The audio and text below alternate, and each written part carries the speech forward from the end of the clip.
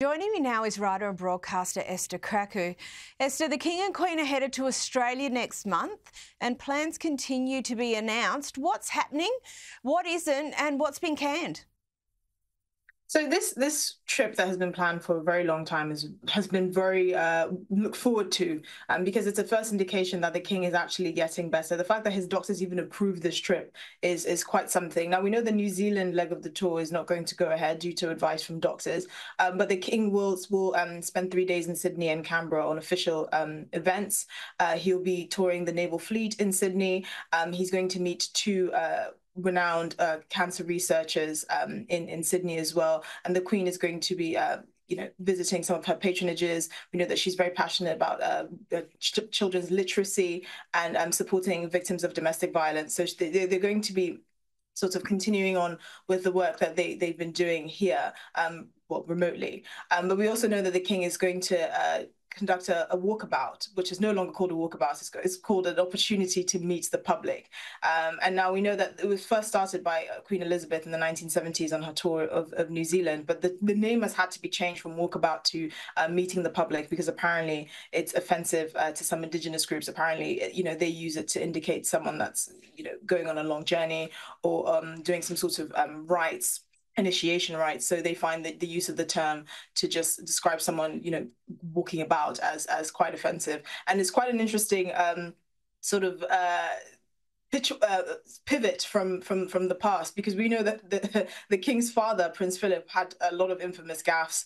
Remember, he back in 2002, he asked an Indigenous dancer whether they still throw spears at each other, and he also congratulated a hiker in Papua New Guinea for not being eaten by local villagers, which at the time was scandalous. I mean, I look back now and I actually find it quite funny, but obviously back then it was quite a scandal, and we know that the king doesn't want to offend where it's not necessary. He doesn't have the same sort of sharp, witty sense of humor that his father did, which he managed to somehow get away with. I mean, it's incredible that Prince Philip was never cancelled, but these are the plans. And the king is also going to meet with heads of government in Samoa for the Commonwealth Heads of Government Summit. So this is a very anticipated tour, and it's a very positive sign that he's actually able to do this, because we know that he's still undergoing cancer treatment, unlike his daughter-in-law, who this week has announced that she has finally completed her treatment. So we do hope it goes well. We hope that there are no hitches, and it also is a quite important statement of how the king views Australia. He's only been on one other sort of international tour, that is to France. So the fact that he's chosen Australia as well, he's kind of made this a very important trip in his calendar, just highlights that. And it's going to be interesting meeting with the Republican Prime Minister Albanese, who had positive words to say about the Queen, but we'll see what he has to say about the now king. Yeah, well, we are very much looking forward to it. And you did mention Princess Catherine, and we spoke earlier in the show about the video that she released earlier this week. But royal commentator Richard Eden of the Daily Mail has had this to say. Although I enjoyed it, I thought it was very sweet, I must admit it did make me uneasy, because it just felt it was this sort of attempt to create a sort of Hollywood style. I mean, it almost felt like a sort of Hollywood trailer. And lots of people have said to me, it's just the sort of thing that Meghan would have loved to do, obviously being an actress. Oh, come on. And we don't want Catherine to turn into Meghan. Esther, we're all entitled to our opinions. This one has caused a bit of a stir. Do you think the criticism was fair? I mean, I do think it's quite interesting. The Walesers have a bit of a problem, because they have to balance sort of PR and actually putting themselves out there with privacy, with the kind of demure nature that we've come to expect from the royals. We wouldn't expect them to be sort of Kardashian-esque exposés in the way that I'm sure other members or former members of the royal family would like to. I mean, I've seen this video, which I thought was very, very cute, likened to sort of like a Matalan summer ad, summer campaign, which was quite funny. The reality is, though, she has been through a lot, and I think that the fact that the royal family have made a point of actually focusing a lot on cancer development, supporting cancer sufferers. I mean, these are the positive things that we can take from it. And you may not like the production style, you may think it's the kind of thing that Meghan would have loved to have shot, but the reality is the Walesers are kind of towing a very fine line. If she hadn't said anything, if she just released a statement, if she just said, oh, by the way, guys, I'm cancer-free, it would have seemed a bit cold. And because there have been so many sort of speculations about where the princess has been, remember earlier in the year, she was subject to awful abuse until she actually came out and announced the fact that she did have cancer, which many celebrities then rode back and felt very bad about, apparently. So I don't think it's necessarily fair, because they're kind of stuck between a rock and a hard place. I do agree that this is the sort of thing that Meghan would have loved to have made, but Meghan is an actress. I think presenting herself and being out there and presenting a certain persona is her bread and butter. And I don't think there's any danger of her becoming like Meghan, one, because they don't speak, and two, because of the acrimonious sort of split between the Sussexes and the royal family. I think this is a bit far-fetched, and I think it's kind of missing the point of the video.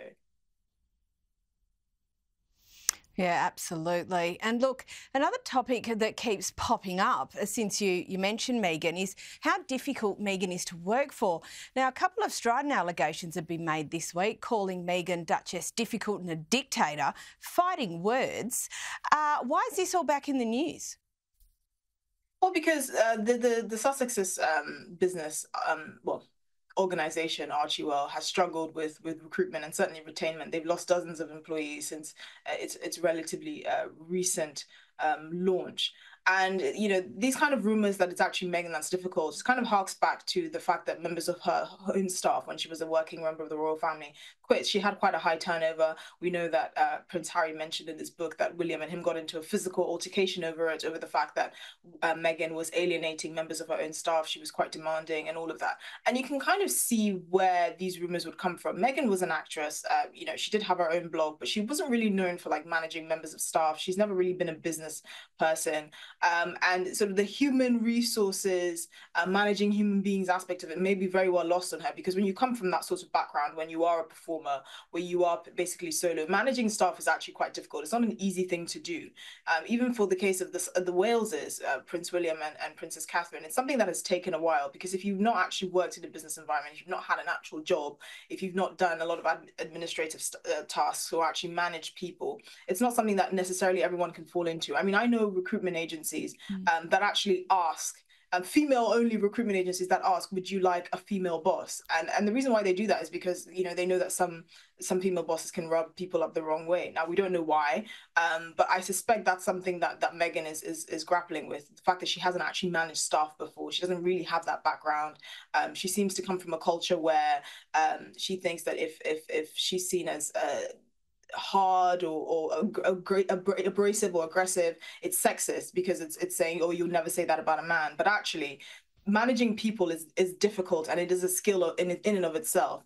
And I'm not sure how receptive she is to that. And you can just see that from the high turnover. It seems like no one wants to work for the Sussexes.